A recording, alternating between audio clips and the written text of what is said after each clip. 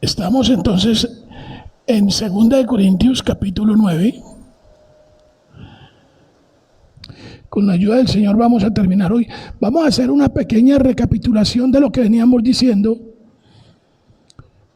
Esta es la serie de sermones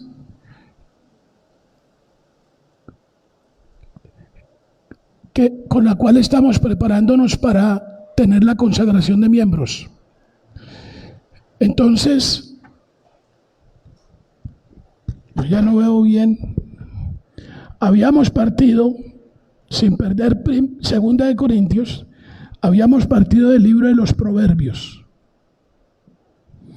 En el capítulo 3, versículos 9 y 10, si se acuerdan.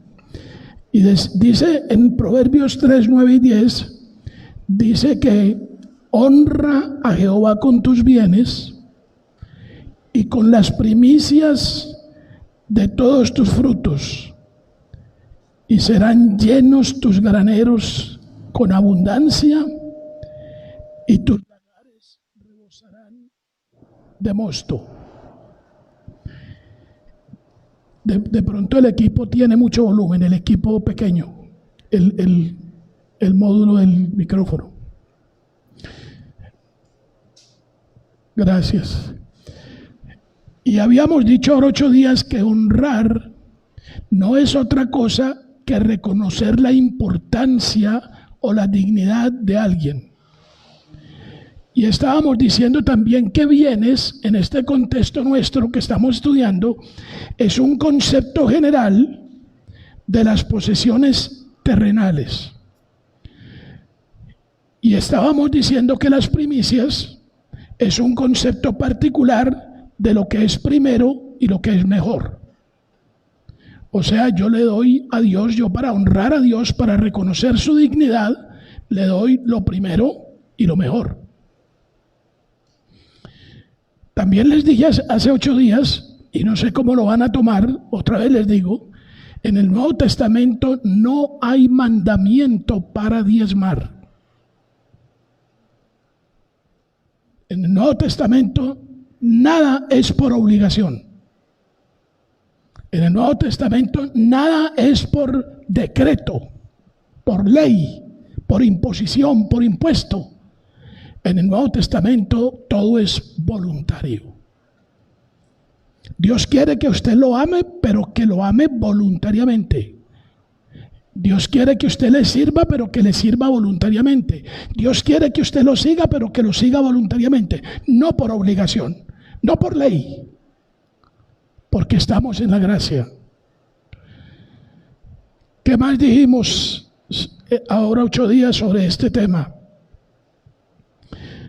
¿Qué significa todo esto? Honrar a Dios con mis bienes terrenales y con lo mejor y primero de ellos es una forma sincera de mostrar gratitud y de reconocer la soberanía de Dios sobre todos los procesos de la vida en su orden natural. Explico otra vez eso, con un principio muy sencillo. Dios da y Dios quita. Usted debe siempre tener eso en su cabeza. Dios da y Dios quita. Usted se puede acostar hoy con empleo y mañana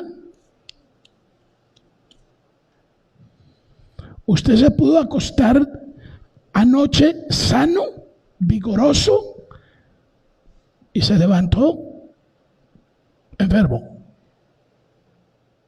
Usted se puede acostar rico y levantarse pobre, o levantarse pobre y acostarse,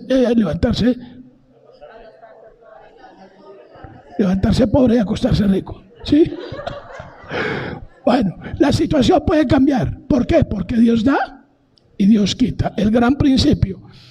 Todo viene de Dios. Todo lo que usted dice que es su haber, que es su bien, todo en verdad es de Dios. Aún la camisa que tiene puesta hoy, aún la blusa que tiene puesta hoy, aún las sandalias que tiene puesta hoy, todo es de ¿quién? De Dios. Si está eso claro en su cabeza, podemos hablar de ofrendas. Podemos hablar de la manera como honramos a Dios con los diezmos de Él y con las ofrendas nuestras. Todo es de Dios. Y también hablamos hace 8 días de graneros, de lagares, de grano, de aceite y de vino. Y decíamos que todo esto es fundamental en la economía hebrea. Todo esto es fundamental en los productos agrícolas hebreos.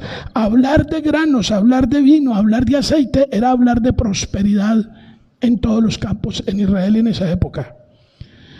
Y entonces dijimos que debemos tener mucho cuidado con esto de la prosperidad, porque la oración de un cristiano verdadero está en Proverbios 30, versículos 8 y 9. Ustedes todos lo anotaron hace 8 días, pero estamos haciendo el repaso para entrar en el remate del sermón. Dice Proverbios 38, 9: vanidad y palabra mentirosa aparta de mí. Y decíamos ahora 8 días que esa partecita del versículo quiere decir: amigo, no viva de las apariencias. Ahora, cuando estamos hablando en nombre de Dios en esta cátedra, no estoy juzgándolos, no estoy diciendo que ustedes son así. Si el Espíritu Santo les habla y los redarguye, bueno, tómelos para usted. Pero no me mire como dice: se subió allá a darme duro, a echarme piedras. No, esa no es la actitud con que yo debo recibir la palabra de Dios. ¿Me está hablando el Señor o no me está hablando el Señor? Esto es para mí. Ustedes saben una cosa, ¿quiere que les confiese algo? Yo soy vanidoso. Yo aparento. Yo trato de que ustedes vean lo mejorcito de mí.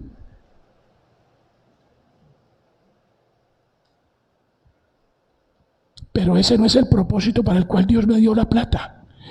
No me dio empleo, no me provee para eso, para que yo esté aparentando, para que yo esté viviendo mentiras, para que yo esté viviendo fuera de la realidad. Yo tengo que vivir en la realidad que Dios me da. Si Dios me dio el salario mínimo, debo vivir en esa realidad. Y qué pesar. La realidad del salario mínimo me pone una cantidad de limitantes. Pero esa es mi realidad. Debo vivir con eso.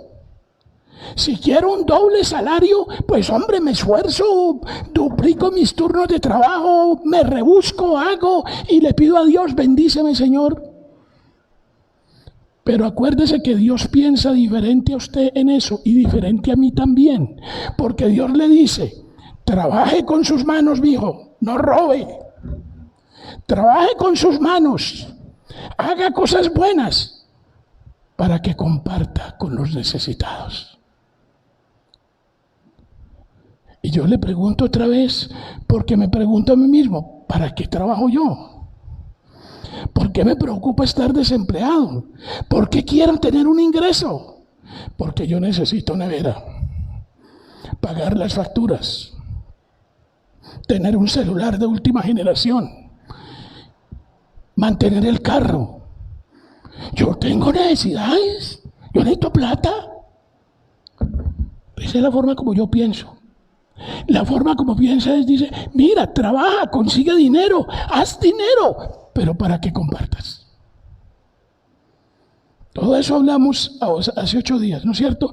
Y el principio fundamental de toda mayordomía cristiana está en Mateo 6:33. Lo saben, no vayan a la Biblia porque lo saben de memoria. Buscad primeramente el reino de Dios y su justicia, y las demás cosas os serán añadidas. Y yo le pregunto, ya me pregunté a mí mismo, ya le tuve que pedir perdón a Dios, ya el sermón me pegó a mí. Yo no busco el reino de Dios y su justicia como debería hacerlo. ¿Por qué? Porque el 80 o 90% de mis energías, de mi tiempo, de lo que yo soy, se va en buscar las añadiduras, no el reino de Dios. De hecho, ¿por qué no viene usted los domingos? Porque estoy ocupado. Pastor, me salió una diligencia. Tuve una emergencia. Usted no se imagina lo que pasa. La procesión va por dentro, pastor. Pero ¿sabe? Si examina todas esas cosas que usted cuenta, son puros pretextos. Porque ¿qué es lo que está diciendo el Señor con este versículo que es del fundamento y el principio de toda mayordomía? Ocúpese de mis cosas, que yo me ocupo de las suyas. Buscad primeramente el reino de Dios y su justicia. El Señor está diciendo, ocúpense de mis asuntos celestiales y yo me ocupo de sus asuntos terrenales. Pero el problema, ¿dónde está? Que no creemos. Yo creo que hay más de uno por ahí diciendo, no, pastor, aténgase y no corra. No salga a trabajar mañana para que vea. Es que yo no le estoy diciendo que no trabaje. Es más, aquí les digo, sea el mejor trabajador del mundo. Si usted es panadero, Maritza, no es para usted, no es una indirecta, no. Si usted es panadero, haga el mejor pan del mundo. Si usted vende arepas, venda las mejores arepas del mundo. ¿Por qué? Porque usted es un hijo de Dios, una hija de Dios. Porque usted tiene la bendición de Él. Y Señor, bendice este negocio. Señor, dame el pan necesario y dame con qué dar. Y el Señor le dará. Pero primero hay que buscarlo a Él. Primero hay que conocerlo a Él. Primero hay que saber de Él. Cuando usted va a emprender un negocio, ahora lo llaman como emprendimientos. Cuando usted tiene un emprendimiento, ¿qué es lo primero que hace? Vamos a conocer el mercado, el marketing, la propaganda, la página web, el esto, el otro. ¿Qué hace? Se prepara, estudia, profundiza, analiza y después dice, me va bien. Con relación al Señor, con relación a Dios, a su vida espiritual, ¿qué investiga?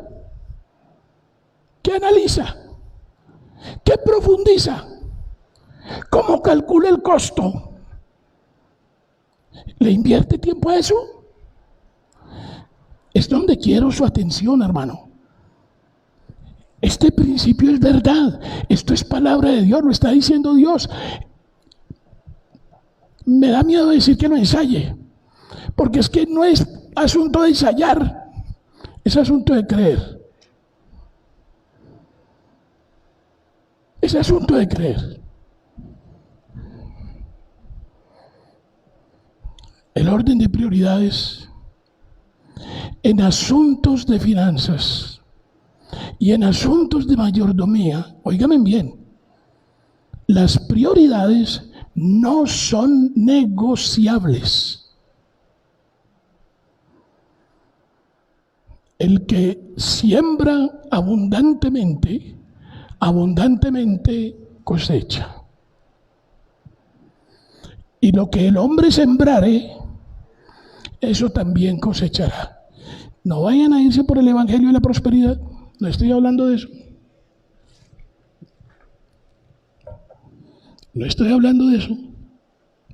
Pero ¿cuáles son esas prioridades? La primera prioridad es que existe el reino de Dios y yo pertenezco al reino de Dios y yo tengo un rey, el que gobierna todas las cosas. Y ese rey, al contrario de todos los gobiernos del mundo, no me impone impuestos, no me explota, no se queda con lo mío, ni con el sudor de mi trabajo, sino que Él me da para que yo dé, para que sostenga la obra. Esa es la idea de las ofrendas en el Nuevo Testamento. El Señor me da para para dar. No es que yo tenga que minar mi pobre salario mínimo para llevarle al pastor, y ojalá no sea el pastor, para llevar a la iglesia una ofrendita cada mes. Su fe en su Rey, en el dueño de todo, en el que todo lo da, el que todo lo provee, Él le va a dar para que dé. Porque Dios no nos impone cargas que no somos capaces de llevar. Y Él está diciendo, trabaje con sus manos para que comparta con el que tiene necesidad. Esa es la filosofía. La otra prioridad no negociable es una relación correcta con Dios y su reino. Conciencia clara de que somos parte del reino de Dios, que el reino de Dios es nuestra patria verdadera, nuestro estado verdadero. Y segundo, el conocimiento pleno de las políticas del reino. ¿Cuáles son las políticas del reino? ¿Cuál es la plataforma política del reino de Dios? ¿Cuál es? Vamos a 2 de Corintios. Ahora sí, vamos a entrar pronto en materia. 2 de Corintios. Capítulo 11, versículo 27.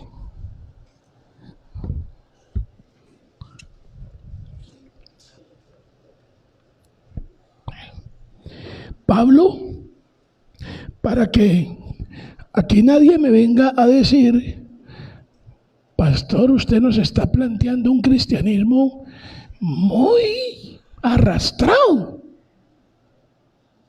muy difícil. Eso no es así. Pues vamos a ver a una de las grandes figuras del cristianismo. Se llama Pablo, el que antiguamente se llamaba Saulo de Tarso.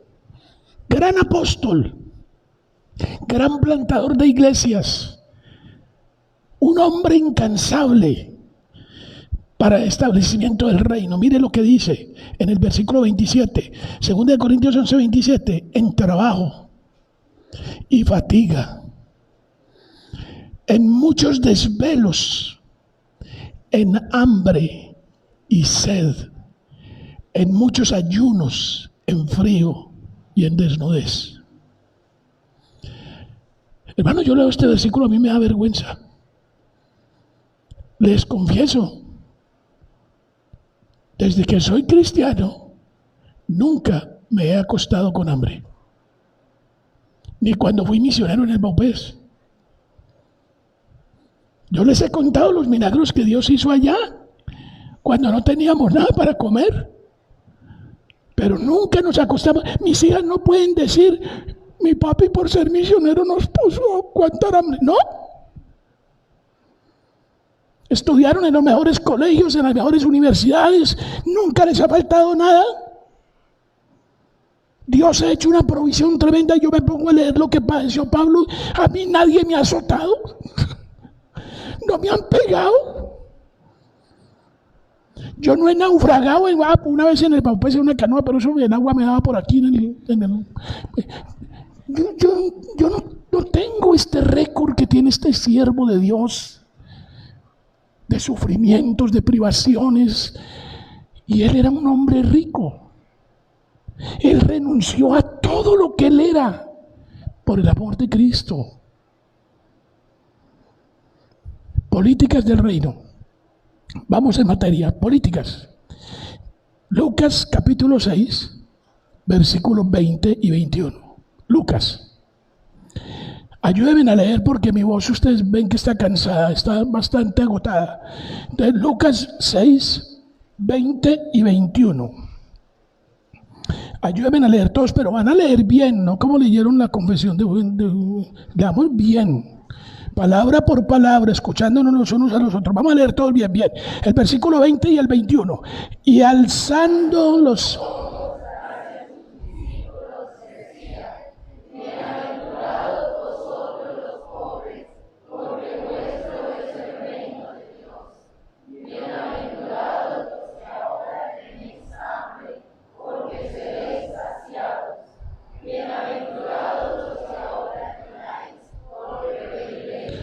Ustedes me van a decir, pastor, eso se parece al capítulo 5, las bienaventuranzas.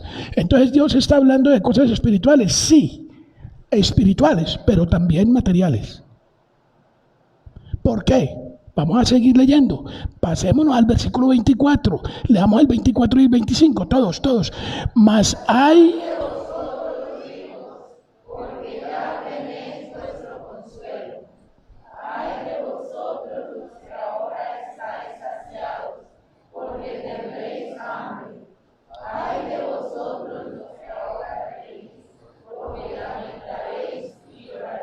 ¿Ustedes se acuerdan de la historia del rico y Lázaro?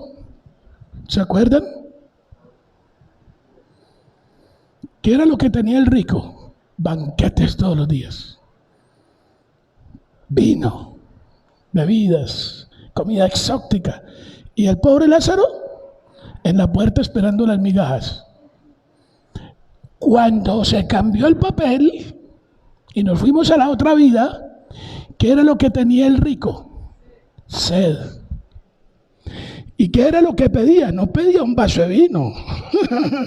Decía que me toque la lengua con una gotica de agua, porque la sed es abrasadora. De eso es que está hablando la porción.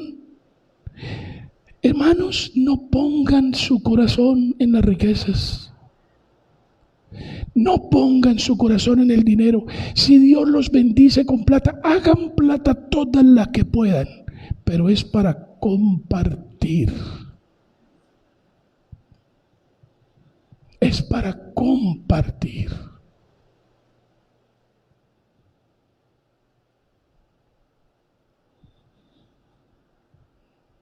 Todos ustedes deberían tener, y ahora que hicieron los varones el curso de mayordomía, todos ustedes deberían tener un presupuesto familiar. Y los que tienen negocio deben tener un presupuesto comercial o empresarial. Si usted tiene un taxi, mi querido amigo, tenga un presupuesto de sus ingresos y sus gastos, de su proyección en ahorros. Organice sus finanzas. Y al final del año, cuando haga el balance y diga, me quedaron 12 millones de utilidad neta, ole.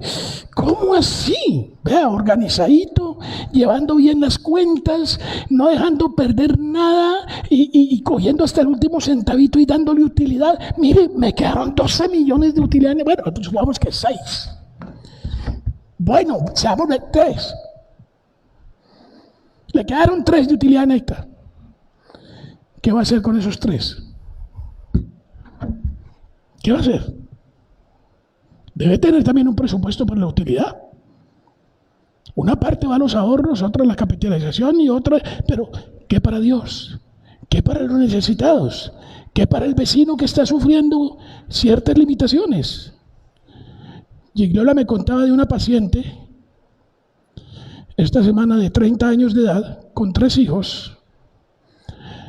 Su esposo un día le dio, ya no me acuerdo qué fue lo que le dio, pero entró en coma, no sé cuántos meses, y se despertó sin memoria y sin saber dónde estaba ni quién era, y se volvió un inútil. Y la paciente le decía, doctora, es un niño más para cuidar. Y ella tenía un problema grave con la inflamación de sus piernas, una mujer de 30 años, porque lo único que hace es trabajar para poder sostener a sus 3 hijos y a su esposo que está enfermo. Hermanos, hay gente que sufre en este mundo. Hay gente que tiene necesidades. Es un pecado que usted se siente a comer y ni siquiera levante el pensamiento a Dios para decirle, Señor, gracias por este milagro que haces en mi vida.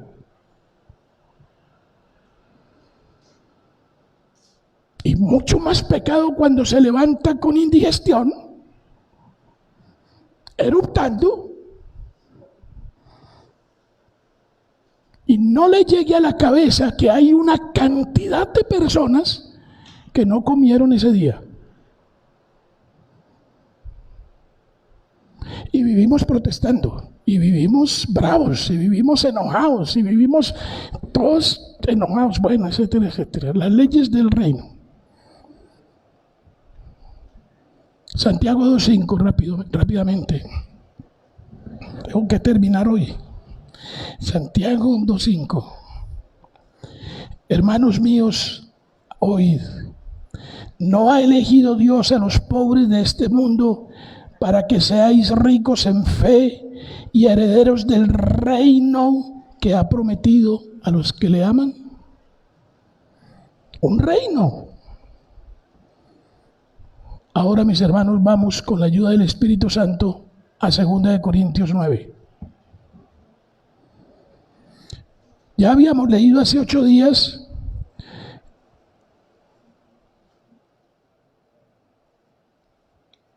el versículo 6, ¿no es cierto? Pero esto digo, el que siembra escasamente también segará escasamente, y el que siembra generosamente, generosamente también segará. Ese es el versículo 6, ¿no es cierto? Ahora vamos al 7, porque ya habíamos explicado ese. Vamos al 7. Cada uno, oigan bien, está diciendo cada uno. Menos mal que esa costumbre ya se acabó aquí en la iglesia, pero aquí cada rato yo recibía este mensaje, ¿no? Que era como una indirecta directa. Pastor, fulanito de tal está aguantando hambre. Tienen muchas necesidades. ¿No sería bueno recoger en la iglesia una canasta de amor para llevarle a ese hermano? Entonces, ¿sabe cómo acabé yo el asunto?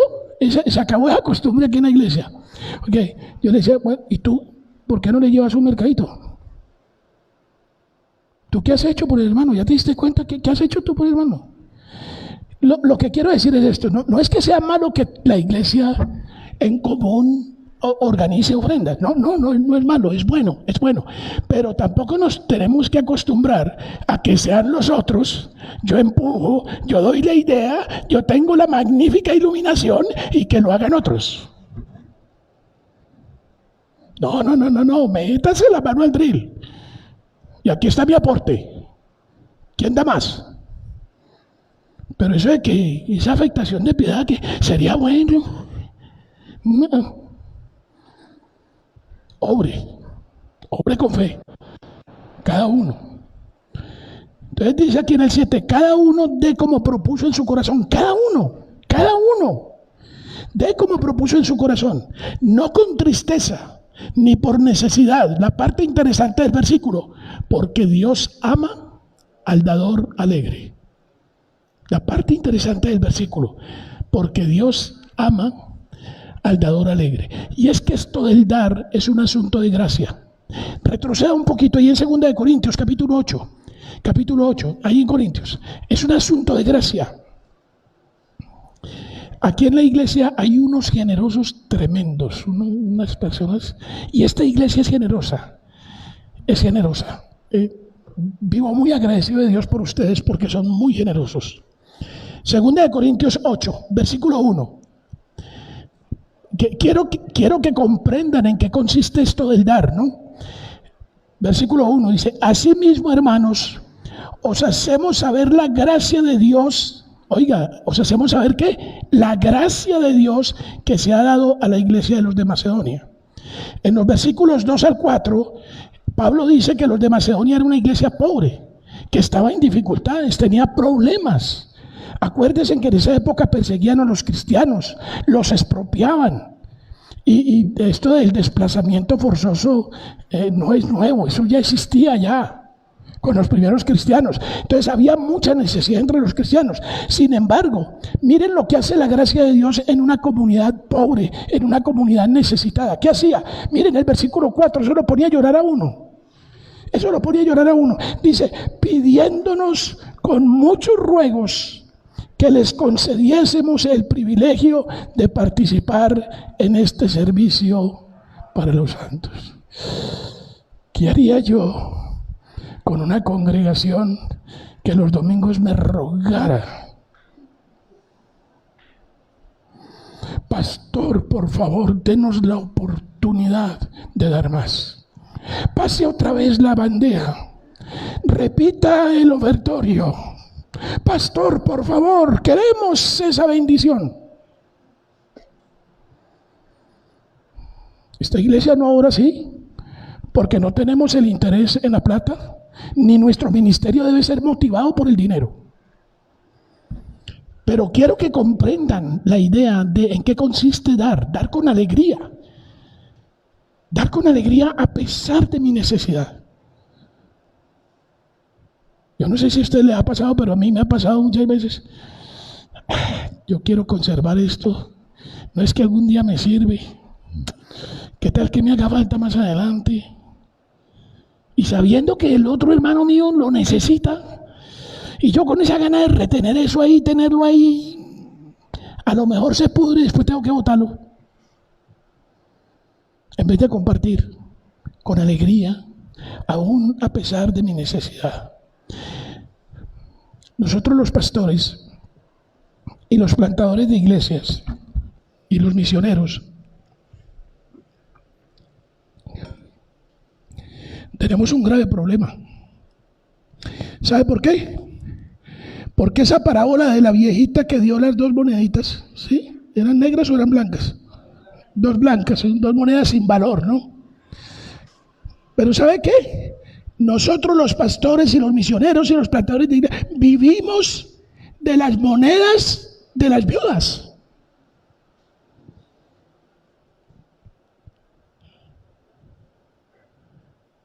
Tenemos que ser conscientes y responsables de que nosotros vivimos del esfuerzo de muchos otros que además de tener necesidad ofrendan para que yo me pueda sostener.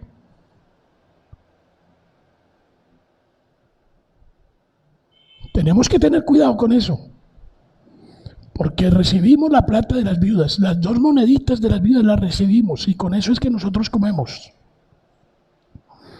La fuente de la felicidad, mis queridos hermanos, no está tanto en el recibir, sino en el dar. Vayan rapidito a Hechos 20, Hechos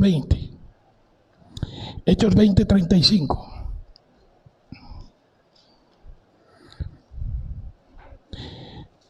Dice el apóstol Pablo otra vez: en todo os he enseñado que trabajando así se debe ayudar ¿a quién? A los necesitados. Le voy a decir que trabajando así pague un arriendo mejor, un apartamento mejor, una casa mejor, que trabajando así pueda conseguir un carro mejor, que trabajando así pueda tener un vestido mejor. No, no dice así. Dice, trabajando así se debe ayudar a los necesitados y recordar las palabras del Señor Jesús que dijo, más bienaventurado es dar que recibir. Pero ¿cuál es el problema, hermano? No creemos eso. Es palabra de Dios, pero no creemos. No creemos. Bueno, vamos a ver si alcanzamos a llegar. Volvamos a 2 Corintios 9, versículo 8. Dice entonces que cada uno dé con alegría cada uno lo que propuso en su corazón, pero délo con alegría. Versículo 8 dice, y poderoso es Dios para hacer que abunde en vosotros toda ¿qué? Gracia. Este es un asunto de gracia. No es un asunto de obligación. Es un asunto de gracia. ¿A fin de qué? Oigan bien lo que dice el Señor. Esta es palabra de Dios. ¿A fin de qué? Teniendo siempre en todas las cosas todo lo suficiente, abundéis para toda buena obra. En otras palabras, Dios está diciendo, yo te voy a dar para que des. ¿Cuál es tu oración? Dame, Señor, para dar. Dame, Señor. Mire, el Señor le da la libertad a usted de ponerse el sueldo que usted quiera. Usted dice, yo me estoy ganando 3 millones de pesos, yo voy a vivir con 2 millones. Eso es lo que usted propuso en su corazón. Voy a vivir con 2 millones. El millón restante lo voy a dar a necesitados, a la iglesia, a los misioneros, a los plantadores, a la extensión del reino, o a mi vecino pobre, o en la iglesia hay gente que está necesitada, está sin empleo, voy a colaborar con ellos. Si usted hace eso con alegría, eso fue lo que usted determinó en su corazón, usted verá cómo Dios cumple su palabra y le da para que dé.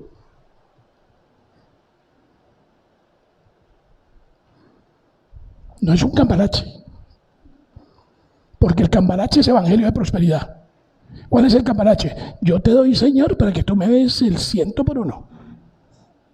No, yo te doy porque ya me diste. Yo te doy porque tú me das para dar. Yo te doy porque me has dado el don inefable, se llama Cristo. Me lo diste para que muriera en la cruz por mí. ¿Es verdad que con Cristo lo tiene todo? Versículo 9, como está escrito, repartió, dio a los pobres, su justicia, ojo con esta palabrita, su justicia permanece para siempre. ¿La justicia de quién? Del que da, ¿no es cierto? Del pobre, de Dios que da. Muy bien.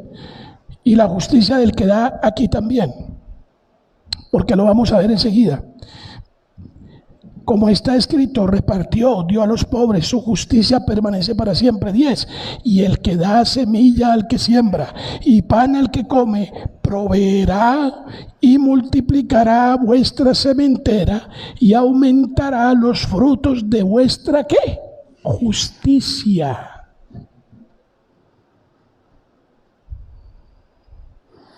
¿Qué es la justicia de quién? De Cristo. No es la suya. Para que estéis, ¿qué cosa?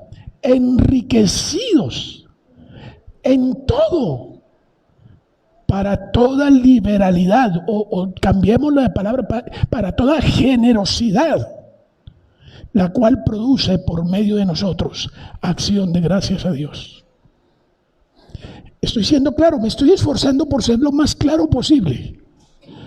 Yo hago sermones sencillos, pero quiero que sea súper sencillo.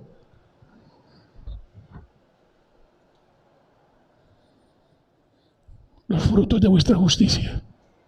En realidad, es Dios el que te da para que des. En el versículo 8, ya lo viste. El Señor es el que provee, el que cuida, el que sostiene. Versículo 9. No se trata aquí del trueque, ya les dije cuál era el cambalache, de eso no se trata. No se trata de que Dios te dé para gastar en tus deleites. Vuélese rapidito a Santiago, capítulo 4, versículo 3, rapidito a Santiago. Me perdonan si me tomo 5 minuticos, pero quiero terminar este sermón hoy. Santiago 4:3. Santiago 4:3. Ayúdenme a leer. Tengan compasión de mi garganta. Santiago, así.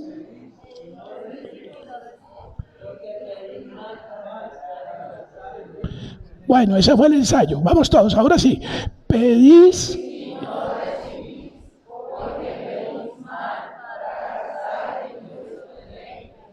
Si usted pide para gastar en sus deleites, esto no sería exactamente buscar primeramente el reino de Dios y su justicia. En este caso sería yo el primero, y el segundo yo, y el tercero yo, y el cuarto yo, y el último yo. No pida el viaje a San Andrés, no lo pida. El Señor dijo que se lo daría. Ocúpese del reino. El Señor dijo que lo daría, porque el Señor conoce los deseos de tu corazón. Ahora, ir a San Andrés tiene muchas connotaciones. Una puede ser placer, otra puede demostrar que estuve en San Andrés, poner en el Facebook desde San Andrés, etcétera, etcétera, ¿no? Como también puede ser un descanso real, necesario, un regalo excepcional para la familia, un compartir con mis hijos y mi esposa en un lugar paradisíaco, eso tiene connotación. ¿Usted cree que Dios, su Padre, no está interesado en que usted tome unas vacaciones con verdadero sentido de amor? Claro que sí. Pero le está diciendo, el principio no es al revés. No es la cola la que mueve al perro, sino el perro el que mueve la cola. Primero el reino de Dios y su justicia, y las demás cosas serán, ¿qué? Añadidas. Ustedes no se imaginan dónde ha ido el pastor Leonel. Ustedes dirán, hoy tan pretencioso. Conoce Venezuela, Ecuador, Perú. ¿Dónde más ha estado? Panamá, Costa Rica, Estados Unidos, varios estados, del este al oeste. ¿Qué cosa? ¿Ustedes creen que yo algún día pedí que me mandara el Señor a Estados Unidos? Eso llegó. Ustedes se reirían cómo me dieron a mí la visa para ir a Estados Unidos hace 40 años. Me dieron la visa conversando con el cónsul de Estados Unidos en Barranquilla. Conversando con él.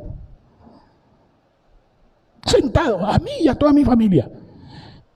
Mi familia no estaba sentada conmigo, estaba yo solo con los pasaportes de ellos. Pero acompañado de un misionero gringo, y el cónsul le dijo, si eres bueno para ti, es bueno para mí, y tiene su visa. Cuando había consulado en Barranquilla, ahora ya no hay. ¿Qué quiero decir con esto? ¿Pretensión? No. Lo que hace Dios por usted, lo que hace Dios por uno, lo que hace Dios sin que uno lo sospeche que va a hacer.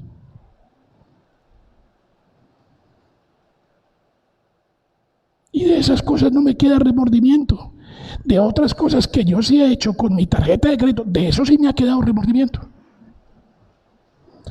¿Por qué? Porque la maldita tarjeta de crédito es como decirle al Señor, Señor, si tú no me das, aquí está quien me dé. Ay, ay, ay, ay, qué pecado. ¡Qué pecado! Las tarjetas de crédito son necesarias. Es importante tener una tarjeta de crédito. Hoy no se pueden hacer transacciones por internet sin eso. Hoy no se pueden comprar un tiquete sin eso. Hoy no le hacen una reserva en un hotel sin eso. Pero no para gastar en sus deleites. ¿Estoy siendo claro o no? Pedís y no recibís porque pedís mal para gastar en vuestros deleites. ¿Cuál es la oración que tiene que hacer entonces? Proverbios capítulo 30, versículo 8 y 9, memorícelo. Vanidad y palabra mentirosa aparta de mí. Señor, no me des apariencias, no me dejes vivir de apariencias, no me des pobreza, ni tampoco riquezas. Manténme del pan necesario, no sea que me sacie y te niegue y diga quién es Jehová, o que siendo pobre hurte y blasfeme el nombre de mi Dios. Esa es tu oración.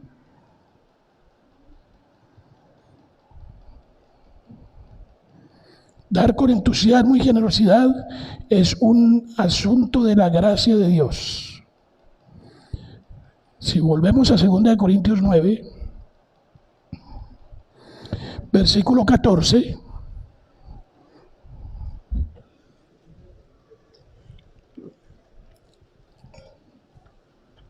dice, asimismo, en la oración de ellos por vosotros, a quienes aman, a causa de la superabundante gracia de Dios en vosotros. Cuando usted hace un bien, cuando usted comparte, la persona, si es cristiana, la que recibe, lo recibe con gratitud. Primero le agradece ¿a quién? A Dios. Y él menciona su nombre ante el trono de la gracia.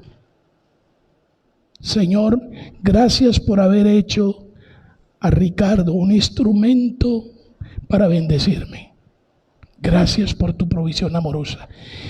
Muchas veces, mis queridos hermanos, yo de rodillas le he dicho a Dios, gracias por Betania de la Reforma.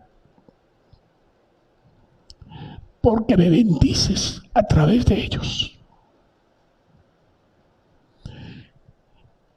Yo le doy la última prioridad en los gastos de la iglesia, es mi sueldo, para que lo sepan. Primero pagamos todo lo demás y si sobra, para el pastor.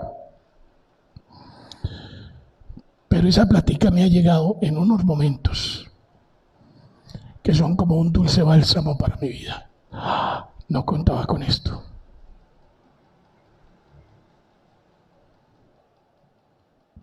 Dios es bueno. Dios es bueno. El hábito de dar con alegría y generosidad mata el apego del cristiano por el dinero y le permiten hacer tesoros para el cielo. Le permiten descubrir la llave verdadera de la verdadera prosperidad, que primero es espiritual. Y en verdad, este hábito proporciona la verdadera forma de honrar a Dios con sus bienes. Esto es la siega, la cosecha de vuestra justicia, que agradece a Dios todo lo que llega, todo lo que tienes, todo lo que hay para tu vida. Segunda de Corintios 9:10, recuerdan ahí lo que dice: y el que da semilla al que siembra y pan al que come, proveerá y multiplicará vuestra sementera y aumentará los frutos de vuestra justicia. No olvide este aspecto de su justicia, que es la justicia de Cristo.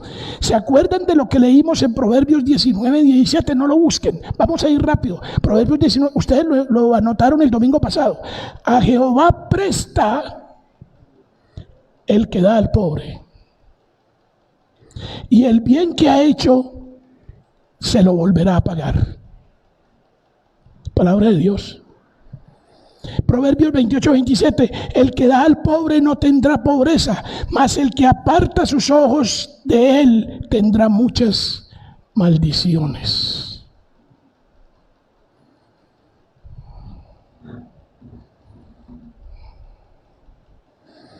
Volvamos rápidamente a Corintios 9, 2 Corintios 9. Porque el versículo 12, porque la administración de este servicio no solamente suple a lo que los santos falta, sino que también abunda en muchas acciones de gracias a Dios. Pues por la experiencia, 2 Corintios 9, 13 ahora, pues por la experiencia de esta administración glorifican a Dios por la obediencia que profesáis al Evangelio de Cristo y por la liberalidad de vuestra contribución para ellos y para todos. Asimismo, en la oración de ellos por vosotros, a quienes aman a causa de la superabundante gracia de Dios en vosotros. Dar estimula, produce gloria a Dios, el fruto que realmente lo alaba. Vamos a terminar. No pudimos terminar el sermón hoy, pero vamos a terminar hoy aquí. Juan 15:8. Una referencia a esto del fruto. Cuando usted da, levanta gratitud en la gente, y cuando la gente es cristiana le da gracias a Dios y menciona tu nombre ante el trono de la gracia.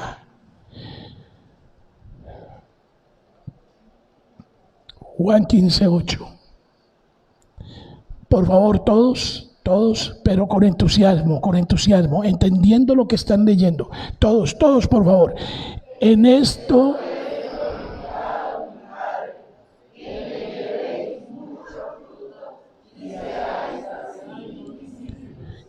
¿cuál es la parte importante de ese versículo? Miren lo que está diciendo Cristo en una forma radical. Miren lo que está diciendo. Dice, en esto es glorificado mi Padre.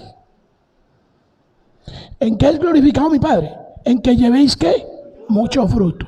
Hemos estado hablando de finanzas y hemos estado hablando de ofrenda y hemos estado hablando de dar, y dice que esto es asunto también de tu justicia.